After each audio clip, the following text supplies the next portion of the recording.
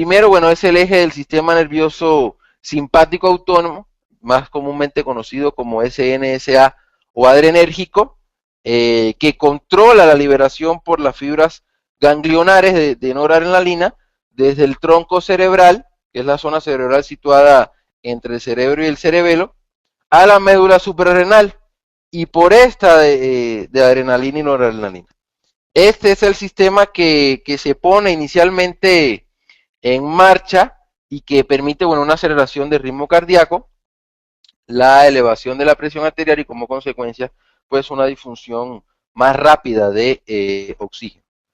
Y bueno, tenemos el eje hipotálamo hipófisis suprarrenal, HHS, que desde el hipotálamo a la hipófisis, o sea, glándulas cerebrales que controlan al resto de las del organismo, y después a la córtico suprarrenal, deriva en la secreción de cortisol.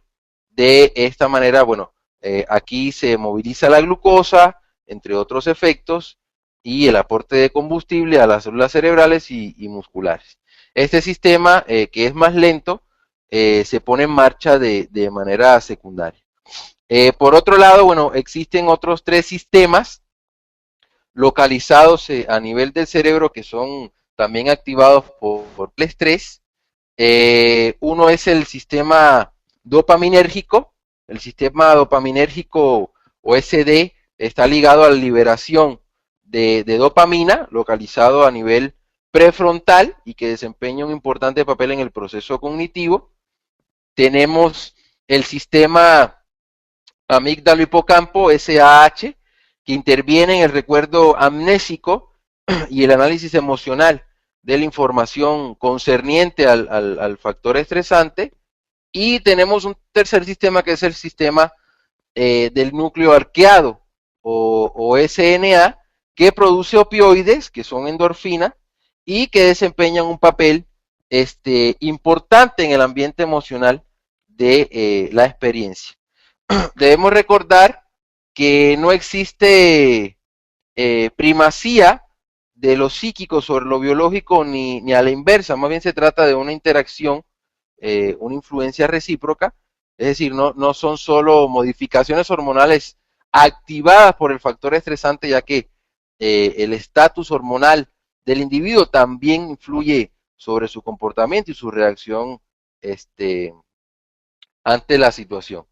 Y bueno, en este sentido es interesante la conclusión a la que llegó, por ejemplo, el doctor Dancer en 1983, cuando precisó que un individuo cuyo sistema hipotalámico suprarrenal está activado crónicamente tiene una mayor tendencia a permanecer pasivamente, diríamos que es más tranquilo, mientras que por el contrario, si el sistema adrenérgico el que se activa es el que se activa frecuentemente, el comportamiento, bueno, será mucho más activo. Aquí, bueno, vemos un esquema de las secreciones durante el estrés.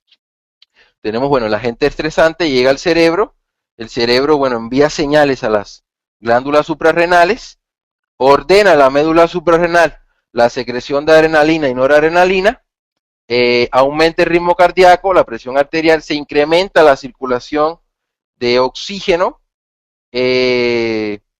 también ordena a la corteza suprarrenal la secreción de cortisol, se moviliza la glucosa, aumenta el aporte de azúcar y bueno, todo esto genera cambios, ¿no?, en el cerebro y músculo. Este es un, bueno, recurso fisiológico y biológico necesario para poder hacer frente con ciertas garantías a un agente estresante. Nos permite disponer de los recursos necesarios para la lucha o huida cuando el estrés se cronifica, permanece después de desaparecer el agente estresante o deja el nocivo residuo de la ansiedad crónica. Y bueno, los efectos pueden ser devastadores a nivel cardiovascular, hormonal, emocional, inmunológico, si pues esto continúa en el tiempo.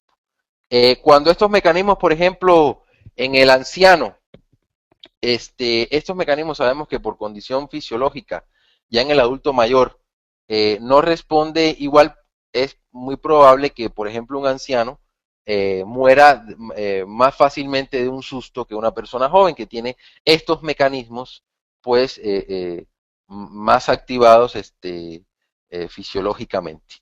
Ahora, aquí tenemos que hablar de varias glándulas, varios componentes que están involucrados en los procesos de estrés, y este es uno de los más importantes, las glándulas suprarrenales. Deben su nombre a su ubicación encima de los riñones. La derecha tiene forma piramidal y la izquierda de media luna. Pesan entre 5 y 7 gramos, en el hombre un 30% más. El interior está ocupado por la médula suprarrenal y el exterior se denomina cortes o corteza suprarrenal. En la médula se producen las hormonas adrenalina, noradrenalina y dopamina. La adrenalina, llamada también epinefrina, es la más conocida por los profanos, pues un rubor de adrenalina es una experiencia relativamente frecuente. Es la primera hormona en ser segregada en la fase de lucha o huida, como hemos visto anteriormente. Cuando el estresor, o sea, el factor causante de estrés es reconocido, la noradrenalina envía azúcar al cerebro para agudizar la agilidad mental, reduciendo así el rubor provocado por la adrenalina y posibilitar ciertos recursos primarios. No hay que olvidar aquí que una situación que alguien puede vivir como espantosa, otra persona puede manejarla con una cierta calma.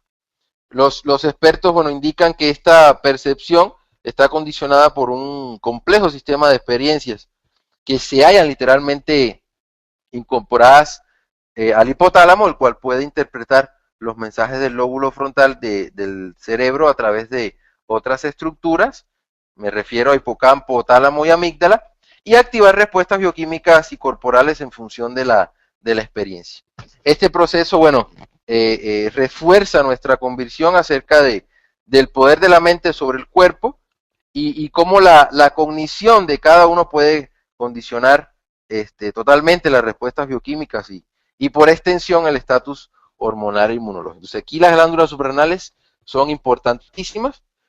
Tenemos la médula suprarrenal, el tallo del cerebro que contiene el hipotálamo y el tálamo determina en gran medida la respuesta del individuo ante un estresor. Interconectada, bueno, se encuentra la amígdala, responsable de la reacción emocional inicial al agente estresante. La palabra amígdala, bueno, significa almendra y se denomina así por su forma. La señal de alarma viaja al tálamo. Este reconoce el peligro, indica a la amígdala cómo reaccionar emocionalmente, mientras que simultáneamente, bueno, avisa al, al prosencéfalo para que analice la situación. Y bueno, si la respuesta emocional es importante, la amígdala la ordenará, la secreción de epinefrina a través del hipotálamo al sistema nervioso simpático, elevando así la presión sanguínea y el ritmo cardíaco y, bueno, lógicamente aumentando la circulación de oxígeno, glucosa, hormonas a los músculos, preparando, bueno, de este modo al cuerpo para la lucha o huida o para resistir ese estrés.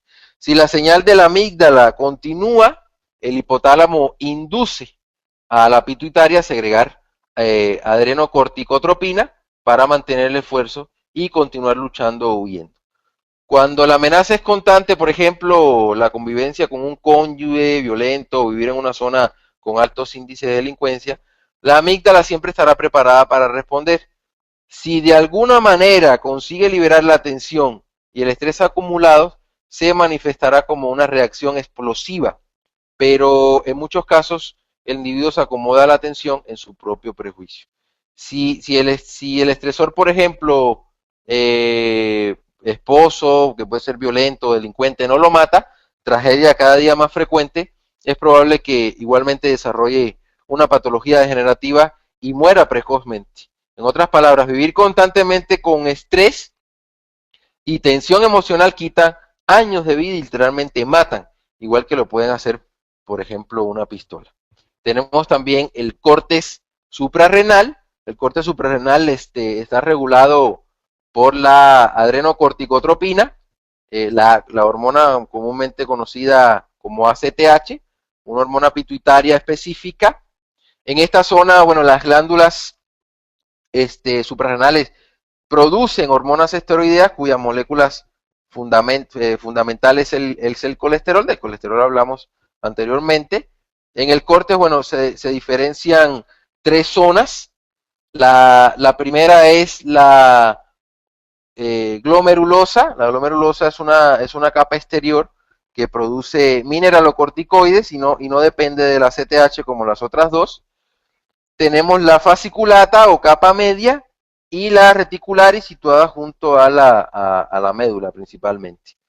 Las zonas fasciculata y reticular producen hormonas esteroideas como glucocorticoides, andrógenos, estrógenos, todas dependen de la estimulación de la ACTH para su secreción.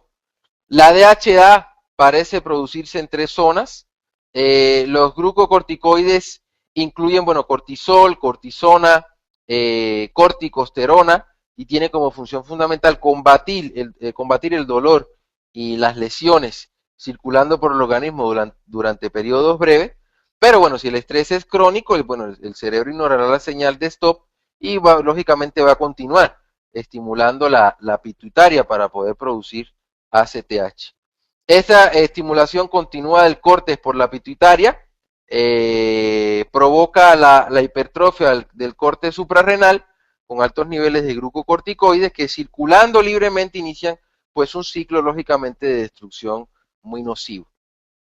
Este exceso de glucocorticoides ha sido relacionado con enfermedades cardiovasculares, con procesos de diabetes, con procesos de astenia, enfermedades degenerativas y por supuesto, claro está, alteraciones del sistema inmune.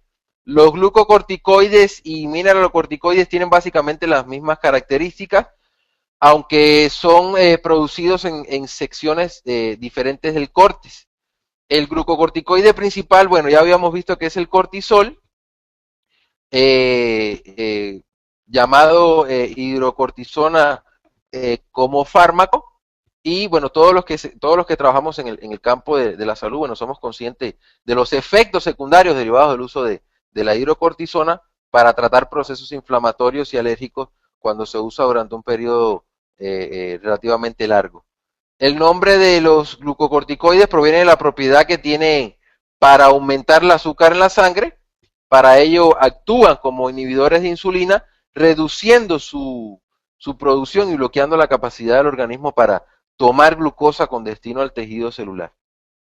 Aquí, bueno, hay que hablar de la hipoglucemia porque es un verdadero estresante para el cuerpo, por lo que este responde incrementando la producción de glucocorticoides.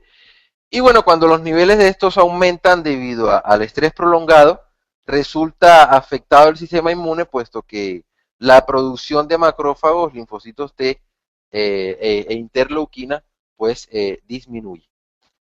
Ahora, si el estrés continúa, se va a producir lógicamente un agotamiento de la suprarrenal. Hemos insistido mucho en las conferencias de ortomolecular y hemos hablado mucho del agotamiento suprarrenal.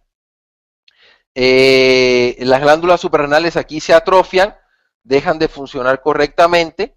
Los síntomas principales son poco azúcar en sangre, baja temperatura corporal, baja tensión arterial, astenia, letargo, tendencia depresiva, mayor incidencia de procesos infecciosos inflamatorios, insomnios. Varios de estos síntomas suelen presentar también el hipotiroidismo, lo cual no sorprende la estrecha interdependencia adrenal tiroideo que se presenta. Esta relación todavía se suele pasar por alto en la clínica convencional, aun cuando es frecuente observar que el organismo suprarrenal por estrés suele ir acompañado de alteraciones tiroideas.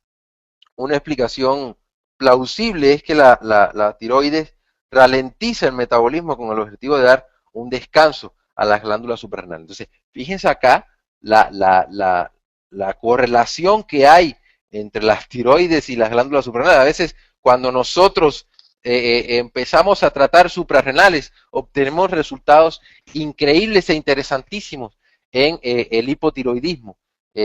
por esta relación clínica que a veces logramos obviar.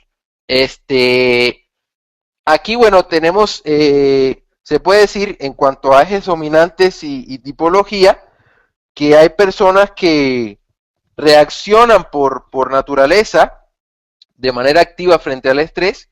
Su eje más activo es el sistema nervioso simpático autónomo o adrenérgico. A este tipo de individuos se le puede denominar dominante o adrenérgico. Generalmente es el que, como se suele decir en lenguaje coloquial, salta con facilidad, reacciona rápidamente frente a una supuesta amenaza, como se dice también vulgarmente, sin suponer lo certero del comentario, le sube la adrenalina en cuanto le incordian un poco.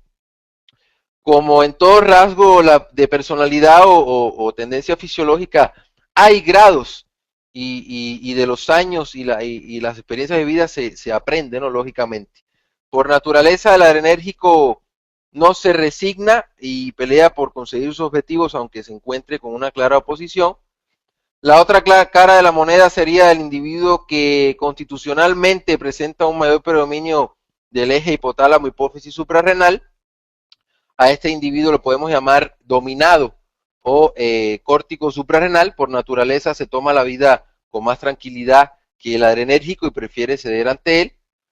También en ese caso existen grados, pero como en el anterior, el paso del tiempo enseña a revelarse y sacar lo que uno tiene dentro o de otro modo, como ya hemos indicado, se desarrollarán patologías. Cada una de estas maneras de enfrentarse a la vida, la cual no deja de ser una carrera por la supervivencia, lógicamente producirá diferentes trastornos de salud que no son difíciles de adivinar.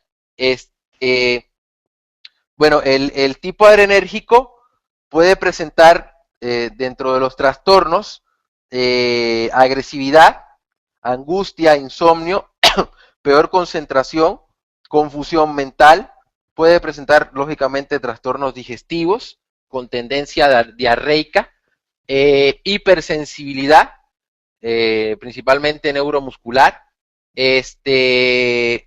puede presentar disfunciones sexuales, hipertensión arterial, taquicardias. Personalmente, pues he observado que este tipo es más vulnerable a las enfermedades hepáticas y a una enfermedad de moda que se conoce ahorita como es el caso de la fibromialgia.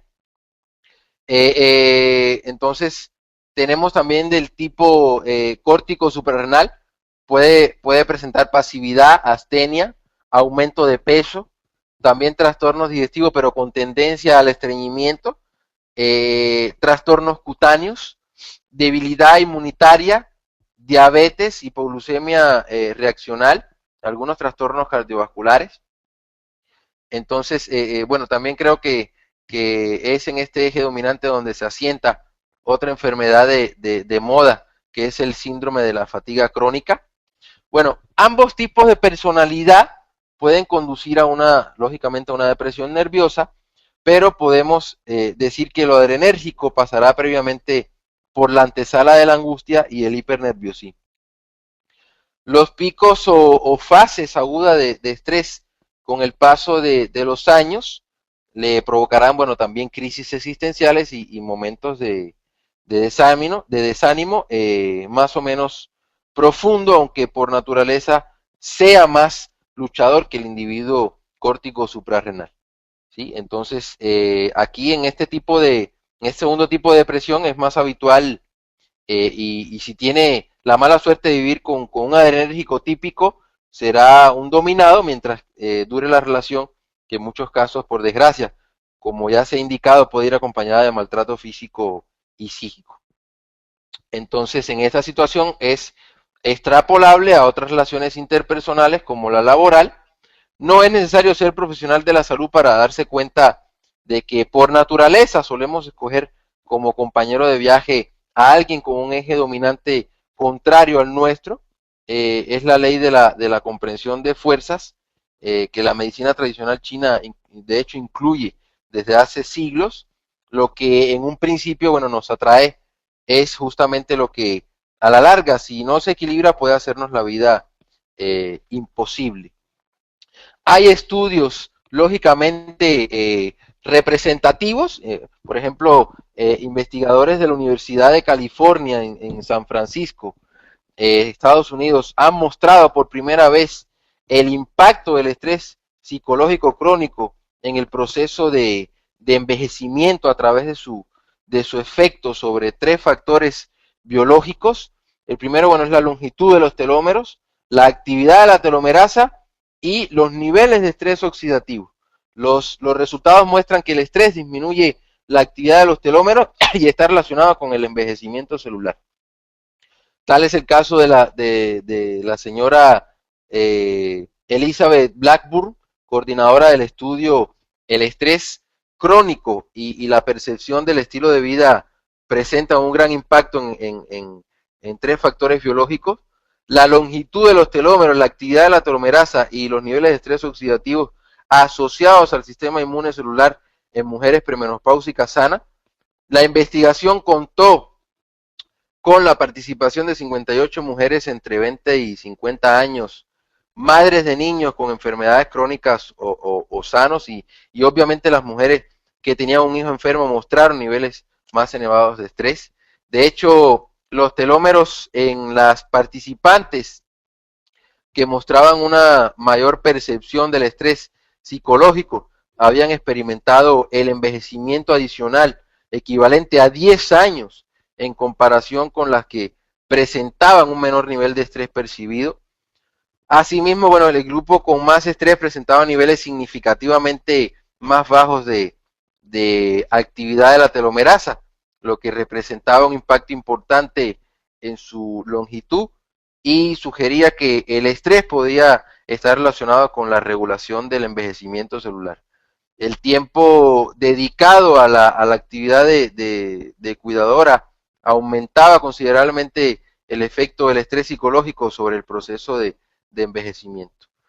Cuantos más años pasaban en una situación estresante, más cortos eran los telómeros y más baja su actividad, apunta la señora Elizabeth Blackburn. Entonces, aquí, bueno, tenemos que tener en cuenta que el estrés es importantísimo, genera cambios fisiológicos, cambios hormonales y pues lógicamente no, estamos expuestos a él constantemente. Tenemos que tomar lógicamente las medidas necesarias para poder eh, vivir una vida con menos estrés y no se produzcan estos efectos degenerativos. Ahora bien, vamos a pasar al siguiente tema que también es importantísimo aclararlo como antienvejecimiento, y es la detoxificación celular activa. ¿Sí? Ya sabemos que en nuestro organismo y en todas partes hay sustancias tóxicas, desde el aire que respiramos hasta los alimentos incluso que comemos o el agua que vemos, o el agua, por ejemplo, las aguas tratadas, ya sabemos que no tienen ningún tipo de mineral, por eso la importancia de mineral 1, mineral 2, de mineralizar el agua para que lograr introducir estos componentes al organismo. El ser humano va mucho a los extremos. Desde que hicimos una sodiofobia, que es como se llama actualmente, el ser humano pues empezó a quitarle al agua todo el sodio que tenía porque pensaba que era dañino, y el sodio del agua lógicamente ni se acerca, por ejemplo, a tal vez los embutidos que comemos a diario, que eso sí que tienen grandes cantidades de sodio. Por otra parte, nuestro propio organismo en el desempeño de diversas funciones metabólicas también produce sustancias tóxicas. Si no, vean la serie de cáncer, la primera serie, cómo expuse en el sistema básico de Pitchinger, cómo el organismo está expuesto diariamente a eliminar sustancias tóxicas, desechos metabólicos, en toneladas, pudiéramos decir, diariamente, debido a los desechos metabólicos producidos por las 3 trillones de células que tenemos en nuestro organismo. Podemos afirmar ahora más que nunca que la capacidad individual que poseemos o que poseamos para desintoxicarnos de todas estas sustancias a las que estamos expuestos es un importante condicionante de nuestra salud global. En temas anteriores analizamos las principales o los principales grupos de sustancias tóxicas a los que nos enfrentamos. Todas ellas son causantes de numerosas alteraciones bioquímicas y enzimáticas que pueden originar la enfermedad o con suerte dar lugar a un metabolismo lento y enfermizo con pocos recursos para defenderse de virus o bacterias. Si lo hablamos en otras palabras, además de los efectos nocivos propios de cada grupo de tóxicos, estos también debilitan el terreno biológico, sobre todo en aquellas personas que tienen un hígado frágil. Desde hace años se comprueba un buen número de pacientes que la intoxicación por metales pesados es más común, que en mayor o menor medida todos presentamos cierto grado de contaminación provocada por ellos.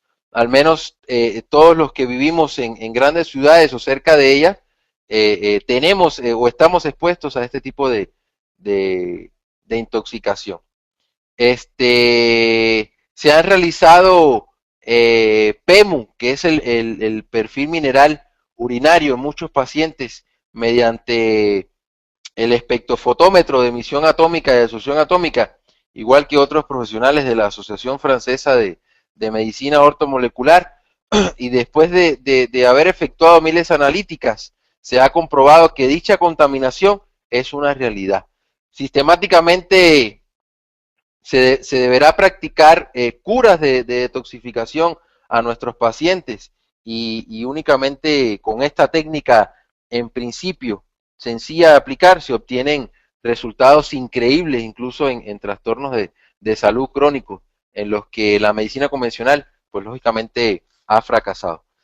Evidentemente, pues estas curas de detoxificación van dirigidas al drenaje, no solo de metales pesados, sino también de otros xenobióticos, así como a facilitar la neutralización de residuos alimentarios y bacterianos que de otra forma lógicamente se pueden acumular en órganos y sistemas y desencadenar, como ya hemos explicado en conferencias de cáncer y como vamos a explicar más adelante, numerosos problemas de salud.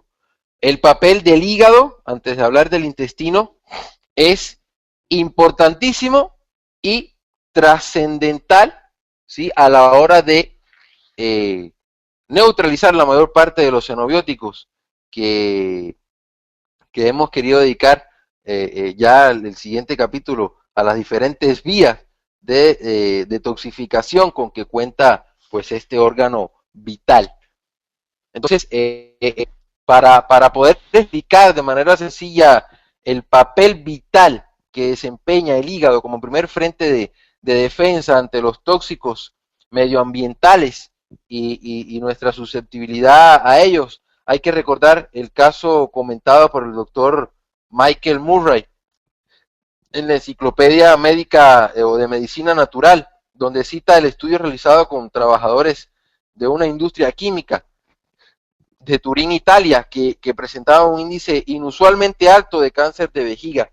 Y al analizar la actividad enzimática depuradora del hígado en los empleados, los que tenían cáncer presentaban mecanismos más deficientes que los que no lo padecían. Y todos estaban expuestos a los mismos tipos de carcinógenos, pero solo desarrollaban la enfermedad aquellos cuyo hígado no tiene eficacia a nivel depurativo. Entonces, el hígado, bueno, se encarga de las moléculas tóxicas principalmente de 3 maneras, ¿sí? La primera, pues es el filtrado de la sangre.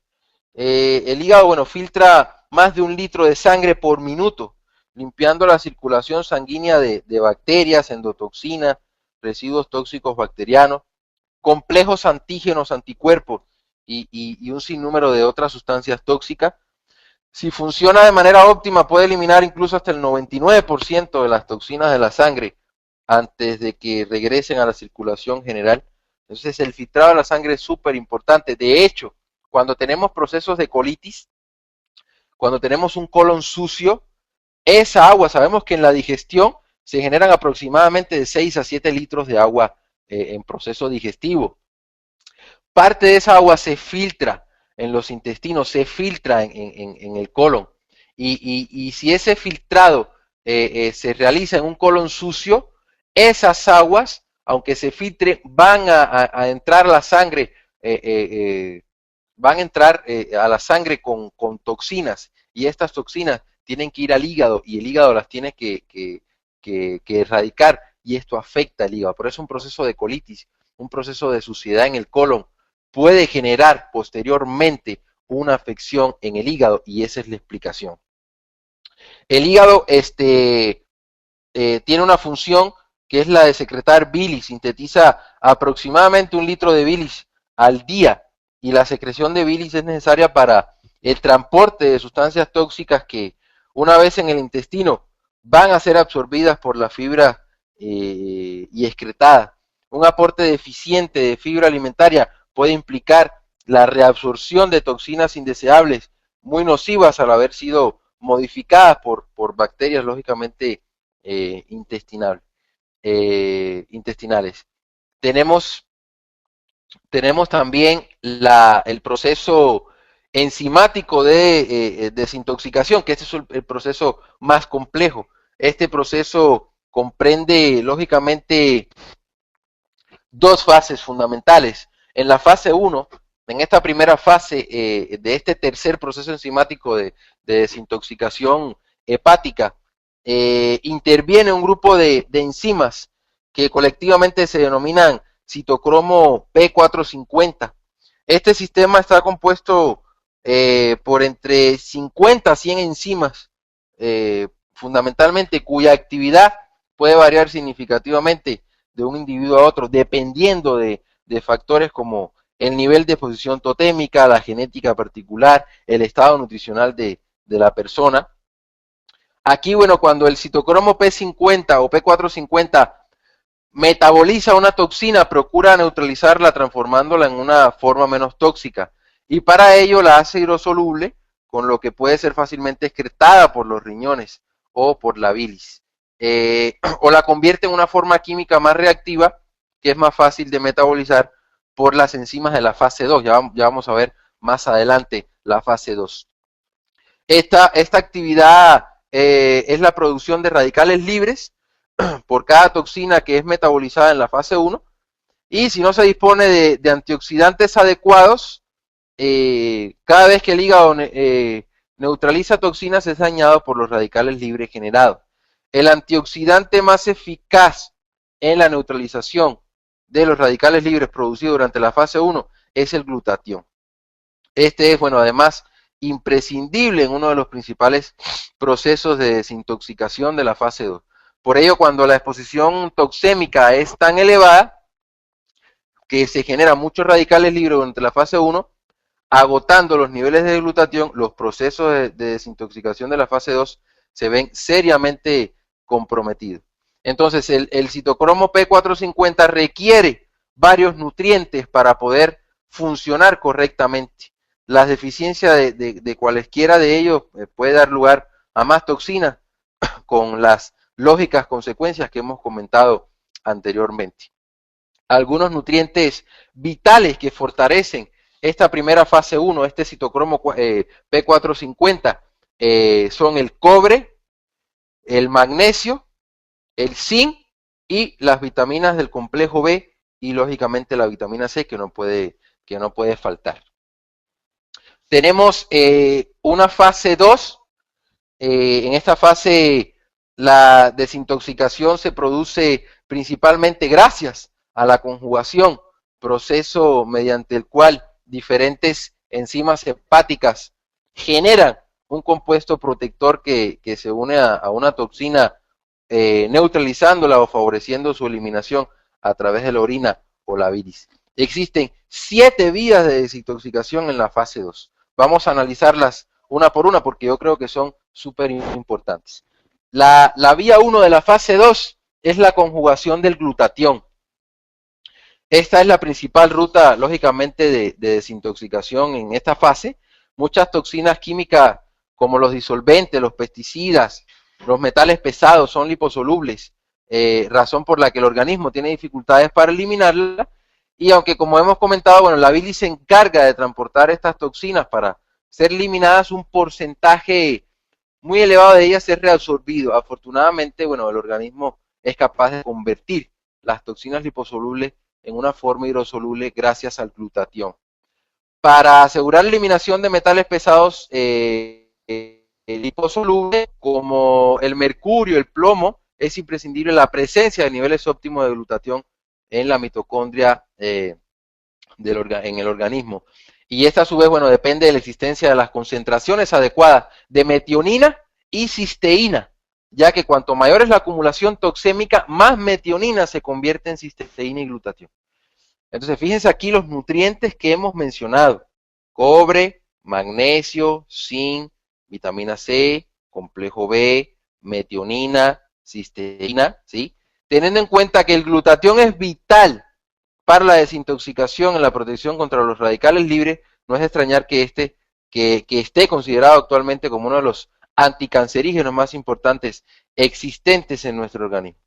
Además del papel determinante que desempeña la metionina y la cisteína, en numerosas investigaciones de biología nutricional realizadas sobre nutrientes inductores de glutatión se ha comprobado lógicamente que nuestra vitamina C es la que demuestra una mayor capacidad para aumentar y mantener los niveles de este. Entonces, la conjugación de glutatión es muy importante y tenemos acá las vitaminas, ¿sí?, que favorecen a su producción. Una segunda vía es la sulfoconjugación. La conjugación de toxinas con compuestos azufrados es de vital importancia para la desintoxicación de diversos fármacos, aditivos alimentarios y toxinas procedentes de las bacterias intestinales y del medio ambiente. Una dieta pobre, por ejemplo, en metionina y cisteína, reduce también la sulfoconjugación. Además, el aporte de alimentos ricos de azufre, como puede ser ajo, cebolla, brócolis, coles, así como de taurina y glutatión, incrementa lógicamente la actividad de esta vía y mantiene esta vía saludable. Tenemos una tercera vía que es la sulfoxidación. Este proceso, bueno, se metabolizan las moléculas azufradas de fármacos y ciertos alimentos, además de eliminar aditivos alimentarios como los sulfitos utilizados como conservantes en alimentación y farmacia. Cuando la sulfoxidación no es buena, el organismo se vuelve sensible a los fármacos y alimentos.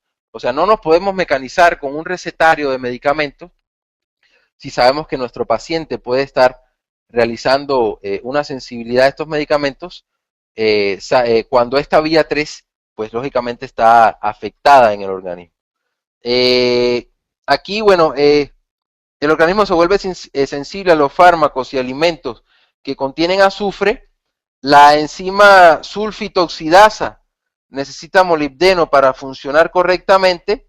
La carencia de este oligoelemento no es tan infrecuente como algunos creen. De hecho, en un estudio realizado en Austria, más de 1.700 pacientes descubrió que más del 40% presenta deficiencia de este oligoelemento. Así que, Isaac, ponte a correr para que, por favor, nos propicies este suplemento, este oligoelemento, el molibdeno. Ya tendremos que determinar las cantidades, pero es muy importante para esta vía número 3, la sulfoxidación. Tenemos una vía 4, que es la conjugación de aminoácidos. Ciertos aminoácidos, glicina, taurina, glutamina, arginina y ornitina, se combinan con las toxinas para, lógicamente, neutralizarlas. Las personas que padecen enfermedades hepáticas, carcinomas, hipotiroidismo y están expuestas cotidianamente a productos químicos pueden presentar una deficiencia de esta conjugación. La medida aquí más razonable para asegurarse el buen funcionamiento de la conjugación de aminoácidos es consumir cantidades adecuadas de proteína de calidad y optimizar las funciones hepáticas.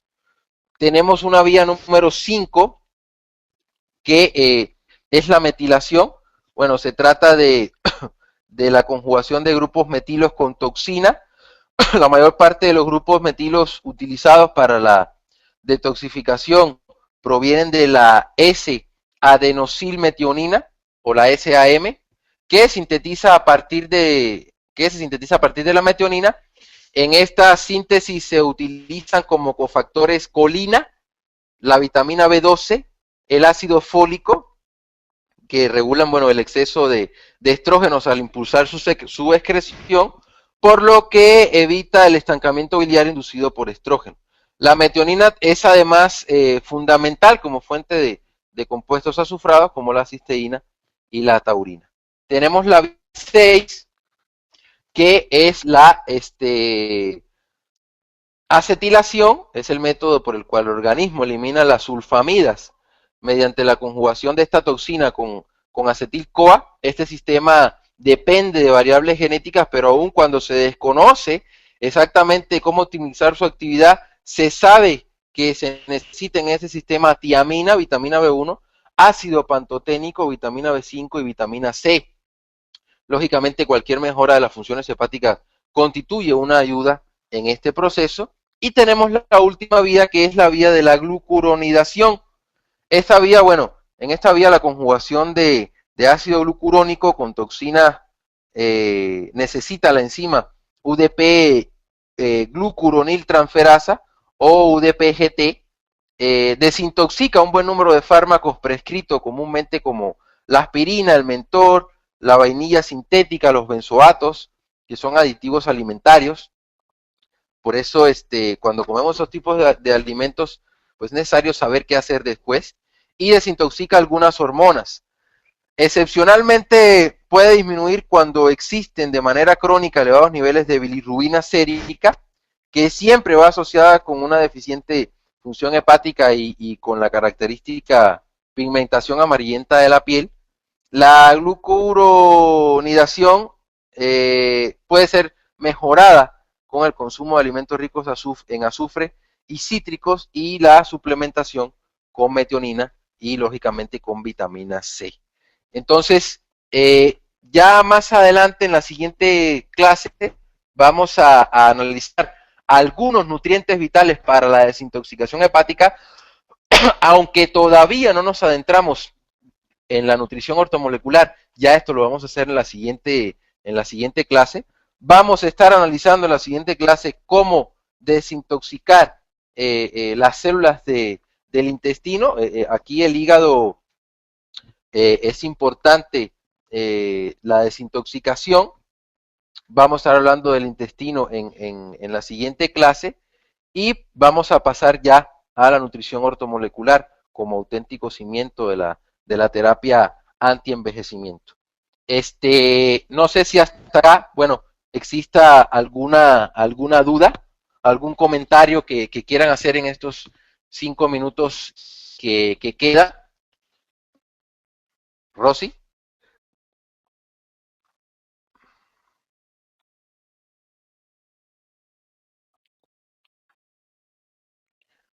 ¿Alguna pregunta, algún comentario, Rosy? Perdón, doctor. Vamos a ver.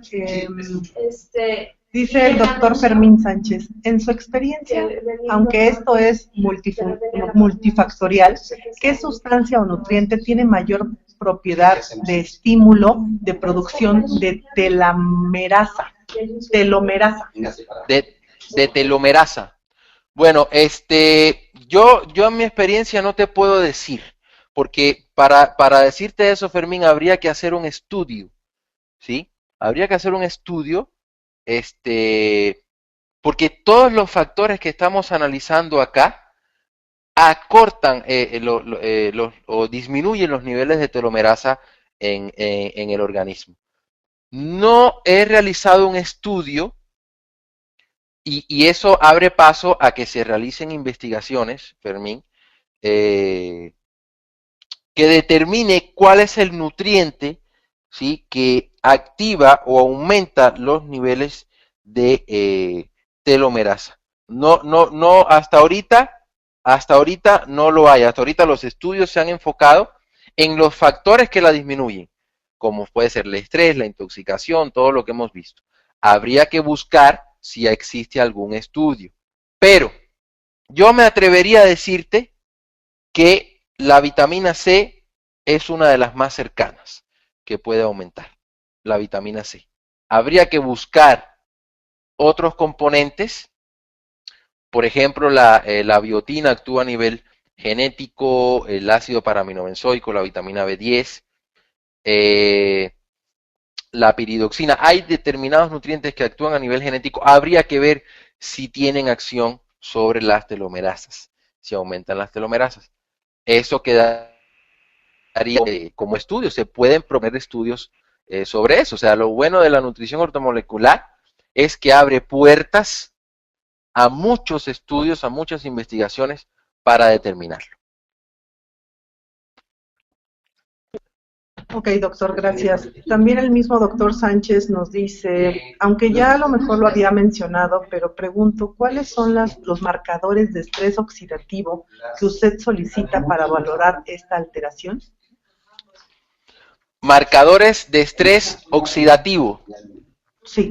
Bueno, mira, aquí los marcadores de estrés oxidativos pudiera ser estos mismos niveles de enzimas en el organismo. Se pueden realizar niveles de glutatión en el organismo, se pueden realizar niveles de catalasa, podemos realizar estudios de niveles de superóxido dismutasa, podemos, y esto nadie lo hace en la clínica, realizar niveles de análisis en sangre de vitamina C, ¿sí? La vitamina C, aunque no se crea en la medicina, aunque no se crea en la clínica, es un marcador de estrés oxidativo. Cuando la vitamina C está disminuida en el organismo, ¿sí? Es un marcador de estrés oxidativo. Lógicamente, si hacemos pruebas inmunológicas, cuando tenemos estrés, las defensas aumentan, pero ya después, cuando se compromete el sistema inmunológico, una fórmula blanca pudiera también marcar niveles de estrés oxidativo, sobre todo cuando los niveles de leucocitos, neutrófilos están por debajo, están muy bajo de la cifra normal. Son marcadores de estrés oxidativos que podemos realizar en el organismo, porque sencillamente son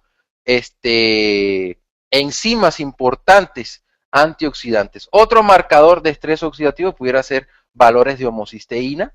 Hay valores de homocisteína cuando son elevados, también generan niveles de estrés oxidativo. O sea, hay muchos marcadores que se pueden determinar que generan lógicamente prácticamente un estrés oxidativo. Yo me iría más bien por los marcadores buenos que por los malos, ¿sí? Porque malos siempre vamos a tener. Ahora, aquí la cuestión sería ver los buenos, ¿sí? Los niveles que te he dicho, las enzimas que te he dicho, la vitamina C, que son en definitivas cuentas lo que nos interesa saber que estén en los niveles adecuados para nosotros poder tener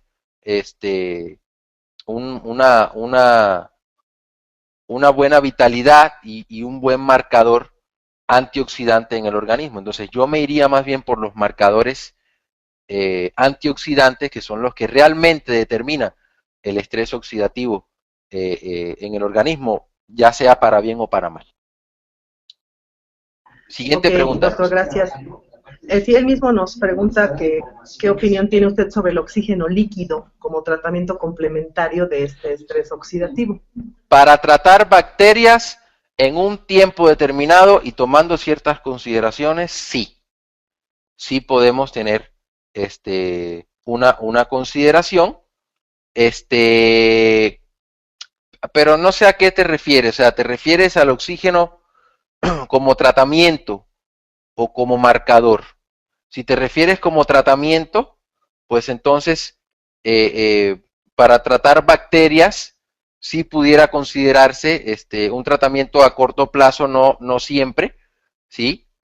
Y con determinados nutrientes. O sea, si tú vas a tratar a una persona con oxígeno, con ozonoterapia, tienes que potenciar, ya lo dije en la clase pasada, los niveles de catalasa, los niveles de glutatión peroxidasa, los niveles de superóxido dismutasa, y eso lo potencias con metionina, cisteína, vitamina C, o sea que adjunto al tratamiento hay que lograr un nivel de nutrientes necesarios para aumentar estas enzimas y se pueda tratar al paciente con lo que estás proponiendo.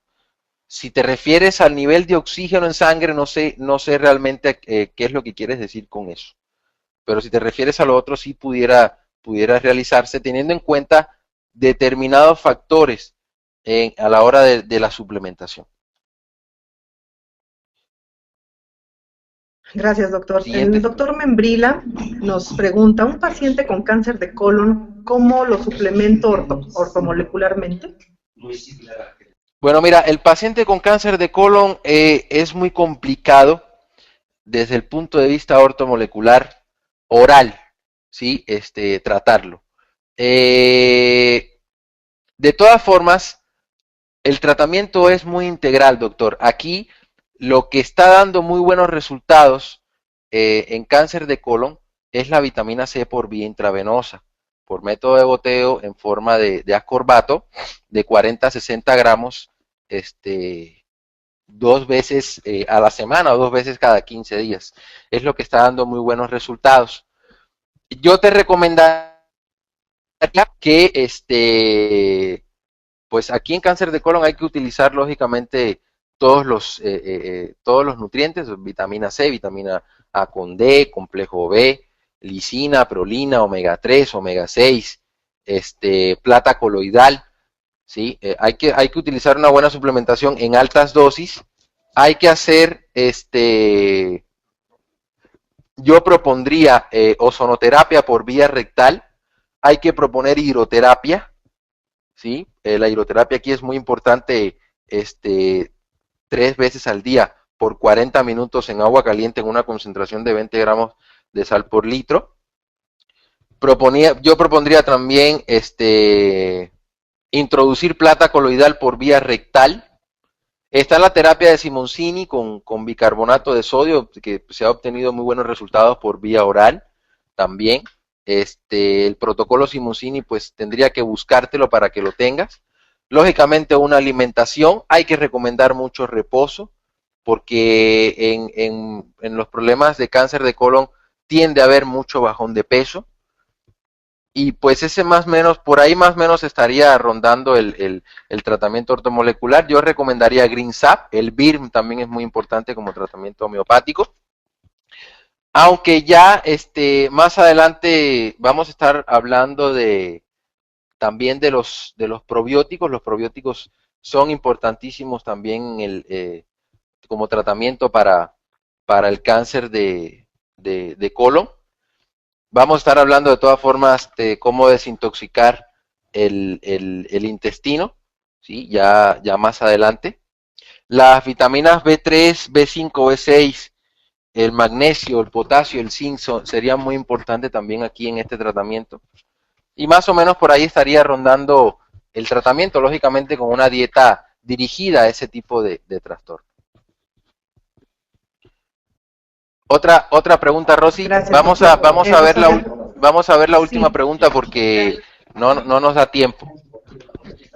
Ok, vamos con Rosa Beatriz, nos dice, ¿es bueno para la salud filtrar el agua para beber con el filtro de ósmosis inversa? Sí pudiera ser bueno para la salud siempre y cuando esa agua después la mineralices, ¿sí? Tienes que mineralizarla porque en el proceso de ósmosis inversa puede haber pérdida de minerales. Entonces sí lo puedes hacer, pero después la puedes mineralizar con minerales 1, con minerales 2, en dependencia del tratamiento, y vas a obtener muy buena agua. Claro que sí.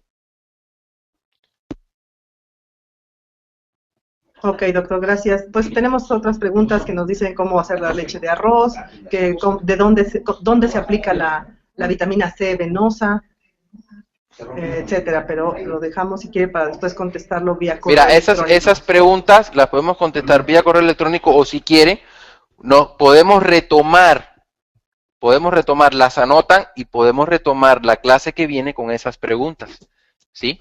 Entonces, pues sí estaría muy interesante. El problema es que no se queden en esas preguntas, que no se queden en chat, que las retomemos en la clase que viene, no importa, o sea, podemos continuar con la serie cuando el tiempo que sea necesario. Hemos visto una muy buena participación, una participación activa, eso está muy bien, y por tanto no quiero que esas preguntas se queden al aire. Hay que proponer esas preguntas en la clase que viene para retomar y poderlas contestar en vivo, que es lo ideal, ¿no? Entonces, estuvo muy productiva la clase, los felicito, y bueno, nos estaremos viendo la semana que viene para darle continuidad a esta serie. Vamos a ver los métodos de desintoxicación, vamos a ver algunos nutrientes, ya vamos a empezar con la nutrición ortomolecular, ¿sí? Vamos a hablar de la importancia, vamos a pasar a ver ya los alimentos antienvejecimientos, ¿sí? Vamos a pasar a ver los alimentos antienvejecimientos, vamos a dedicarle una serie a las crucíferas, ¿sí? Vamos a estar viendo cosas importantes acá en las siguientes series.